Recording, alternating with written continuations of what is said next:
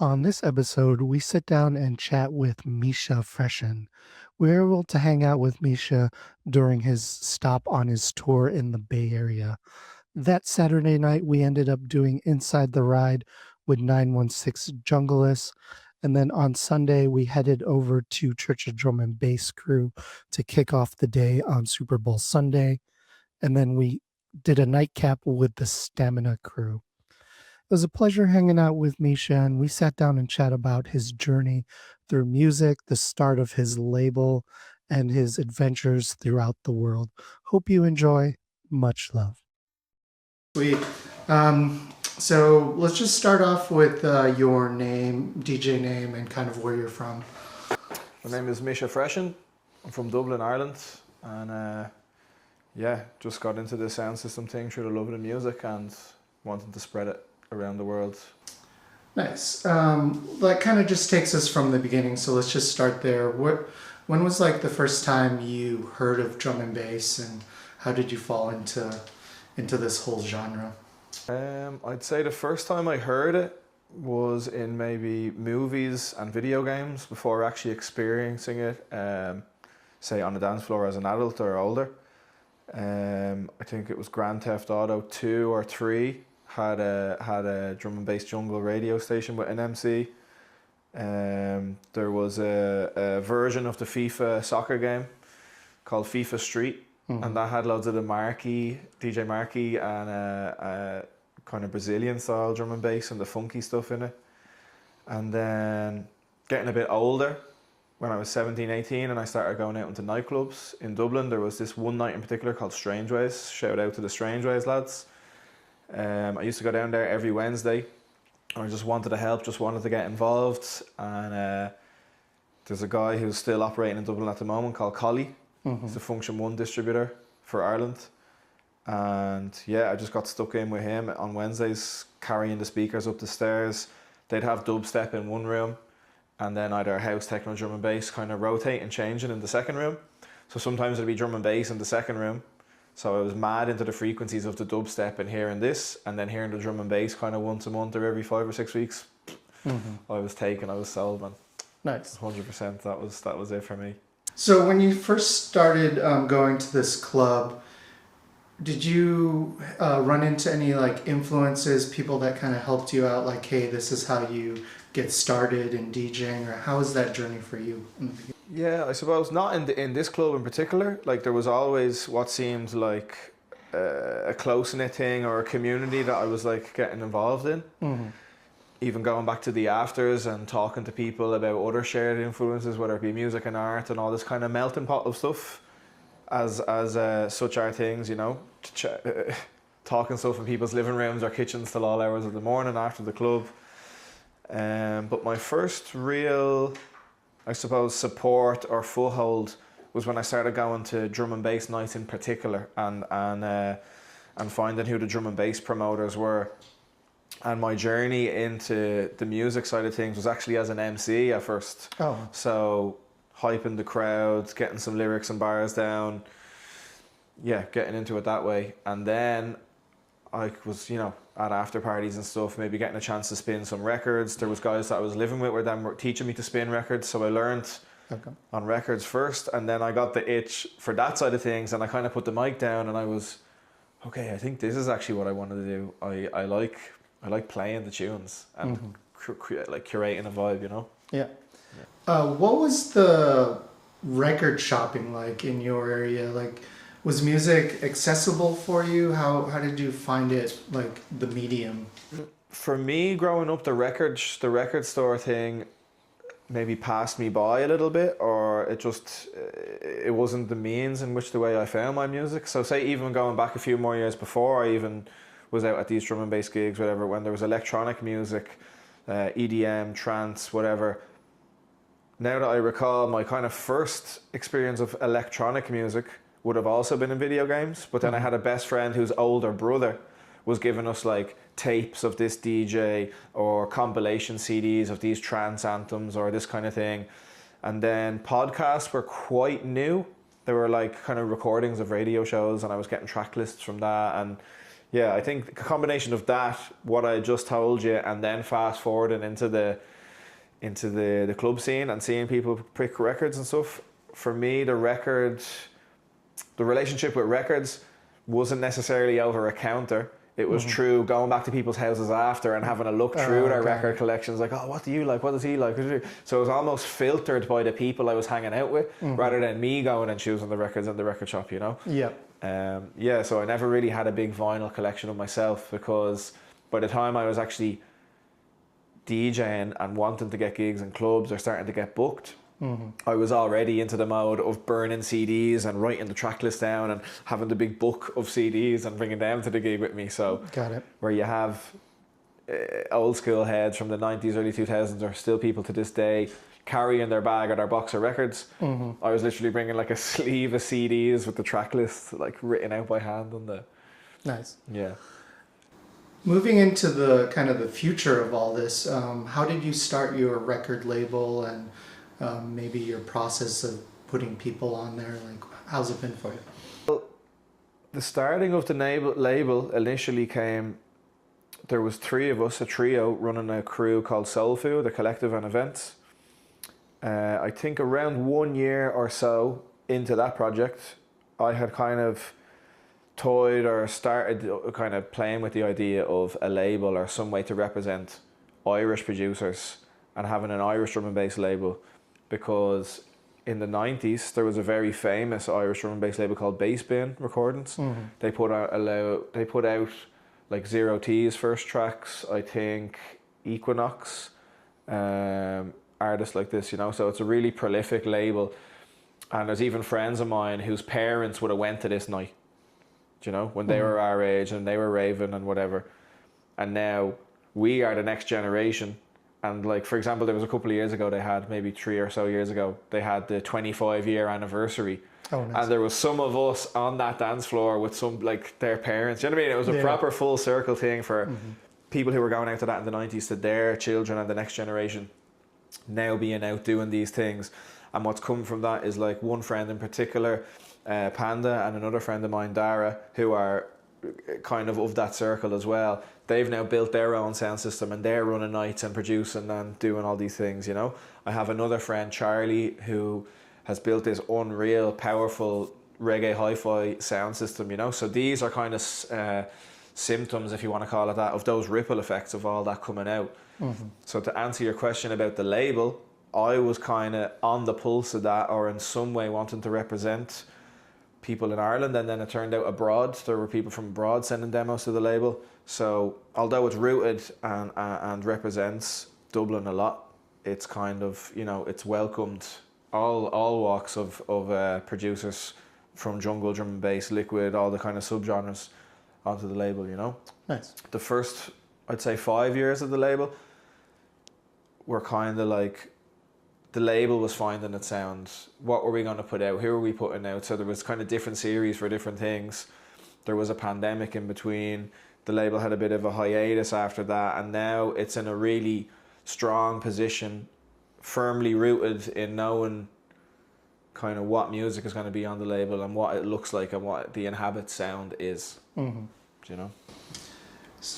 With the local scene, and it sounds like there's a few producers and movers and shakers, how has the local scene grown through the years, and what are the politics with the rave scene and in your town? Yeah, I'd say going back to the earlier point of that ripple effect being created by the earlier stages of the scene with bass bin,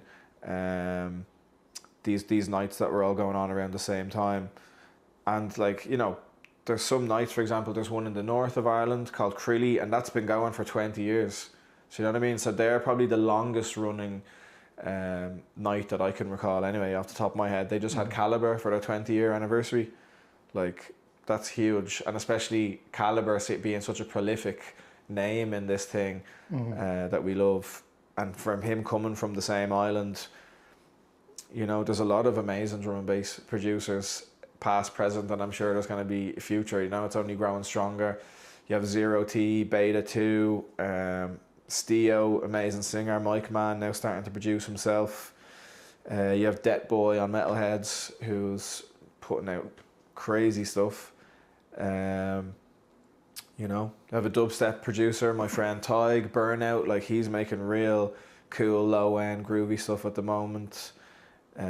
Like there's loads to mention in all genres, but for me, the scene at the moment is like thriving, and I'm super proud of everyone back home, and I'm so grateful for what we have, because coming over here, you know, traveling and stuff puts things into perspective in many walks of life. What am I doing in my relationships? I could do that healthier. But looking back in the social aspect of Ireland and the club scene, like people are building sound systems left, right and centre. It feels like cool. There's lots of DIY parties. The rave scene in particular is next to none. They're going out, the lads are going out, crews of them, scoping out amazing places in the forest, in the countryside, in the mountains, set and setting. And then they're throwing up these massive walls of sound, projectors, lights, lasers, like a production that could be, you know, a smaller offshoot stage at a smaller festival. Like the production is insane. Nice. And the love of it really rings true, because they're not asking for money.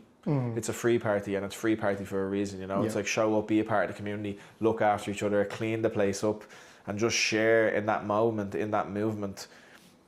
Throw a few quid towards the petrol and the generator if you want, and you know, see it again at the next one is the ethos. So it's really, really strong, really powerful. Very grateful for the scene we have back home, and I love all the lads involved and everyone putting in the hard work, and yeah, blessed that we have the scene we do. Yeah, I've heard a lot of really good things about the free techno scene out there, and some people even like combine all their sound systems together to make one big one. That's pretty cool. You mentioned traveling, so let's just kind of chat into your travels for this tour. Where did it kick off, and like where are you going after this? So a couple of years ago, through a Mexican friend of mine living in Ireland, he made the connection with me to other junglists and lovers of drum and bass on this side of the sea, down in Mexico City. So shout out to my good mate Daniel. He came to a couple of Inhabit nights in Dublin, and he's always been a great supporter of it, and has ever since. And we were talking, and he was saying, you know, it'd be great to get going something similar like this in Mexico. There's one or two drum and bass nights been going for ages. There's another generation. There's people who really like that music out there.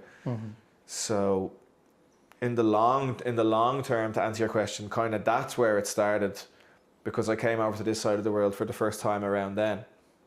I'm kind of continuing that relationship and keeping that connection going. I find myself around this side of the world again, and I've extended the stay this time because I wanted to get to Jamaica this time and kind of help out to do with the stuff with the storm and the aftermath. And I know it's going to be an ongoing thing, but I wanted to get my feet on the ground there and be there in the person and shake their hands and look into people's eyes and chat and make a plan for the future. So yeah, this time at the start I extended a little bit and I went to Jamaica. I stayed in the Rastafarian indigenous village. I learned a lot about them and myself, and my time there was eye-opening and spiritual, and the conversations were amazing. The Irish Jamaican connection, like I knew a bit about, but it's only strengthened, it's only stronger. There's only been more history and stories told on this trip. I'm definitely going to be making it a pilgrimage to go back there and to this side of the world once a year, you know. From Jamaica, I went down to meet the lads in Mexico to play a gig there. I had a connecting flight in Miami. I missed the flight, and somehow, by the look of the Irish and the power of Jah, they put me on the next flight for free. So I just had to do a little bit of waiting around the airport in Miami. So I think it was 13 or 14 hours in total. Damn. I was just walking around back and forth, you know, trying to kill the time, and then eventually made it to Mexico, I think 24 hours or so after my initial planned arrival. Then, yeah, had a couple of shows in Mexico, linked with a few new promoters and live streams, and made more connections there. So I'd say forever building on that and doing stuff there with the guys at Basic, Mex and Bass, and a couple of others, yeah. Cool. And then from Mexico City, I found myself here in the amazing Oakland with the San Fran boys, doing the thing here, yeah, chilling with the Church of Drum and Bass lads. Shout to Olly and his Rhythmic Remedies. Shout to the Stamina lads, of course, bringing me through for the third time. And yeah, so I find myself here now, getting ready to head off to the airport soon, actually. Yeah. And we'll then, get you there in time. Heading to New York, heading to the Big Apple, Cool. to the capital of mischief. What are you going to be eating on like, oh, this is what I eat because I'm Irish? Yeah, it's a funny question because we don't exactly have like Italian people, French people, Mexican people. Like when you say what's their cuisine, you immediately have an idea of what it is, you know. But in Ireland, you know, like stews, there's a dish called coddle. There's, you know, potato, all forms of potato. I'll have mash, I'll have roast, I'll have chips, maybe all in the same meal. But in terms of like a more modern cuisine, like pop culture, or if you want to even call it that, like a newer thing, people go mad for this thing called a spice bag. And it's basically like your brown paper bag of like chips from the chipper, but it's like shredded chicken with onions, peppers, and like Chinese spice.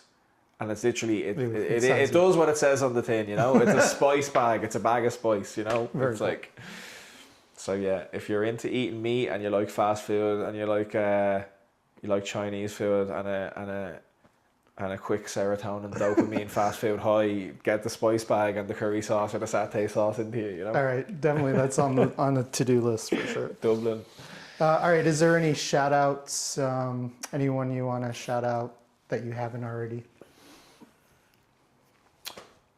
Just shout out to, I want to give a shout out to all the boys back home and the girls, all the junglists and junglettes doing their thing, pushing the scene in Dublin, carrying speakers and boxes into rooms, spaces, legal and illegal, festivals, just everyone that comes out to support any gigs, not just gigs that we're putting on.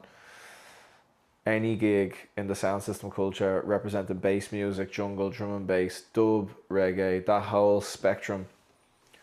There's a lovely community for it back home, and I hold it dear to my heart, and I love you all, and just want to shout out everyone involved back home in Dublin, yeah. Awesome. Where can people find your label and your DJ stuff? What socials do you have So out you there? can check the label out. It's in Habit Recordings on Bandcamp, SoundCloud, Instagram, and then my own DJ name is Misha Freshin, MISHAFRESHIN, and that's on Instagram as well. Okay, perfect. Well, let's get you to the airport. Thanks for